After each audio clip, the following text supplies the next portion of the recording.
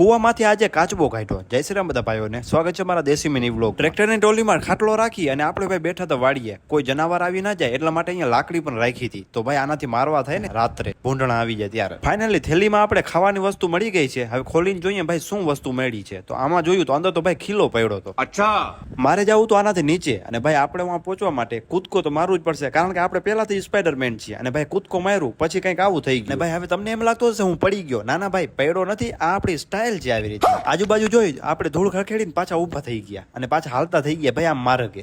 Finally આપણો પરમ મિત્ર અહીંયા 56 ભોગ લઈ અને આવી ગયો હતો. બધી જાતના 56 ભોગ અહીંયા ધડકા ઉપર નાખી અને જેને જે પસંદ આવે ખાવાનું ચાલુ કર્યું. અને પછી ભાઈ આપણે નાસ્તો કરી અમે વયા ગયા રેસ્ક્યુ કરવા માટે અહીંયા કાચબાને. તો ભાઈ કૂવામાં એક કાચબો પડી ગયો હતો, એને કાઢવા ગયા પણ કાચબો જ અમને ના દેખાણો. રેસ્ક્યુના કામને સાઈડમાં મૂકી અને અમે વયા ગયા ભાઈ અહીંયા ઇલેક્ટ્રિક કામ કરવા માટે. સાચું કહું તો ઇલેક્ટ્રિક કામમાં પણ કંઈક ટપ ના પડી વધારે. પછી આવી ગયા ઘરે અને ભાઈ આજના બ્લોગને અહીંયા એન્ડ કર્યું.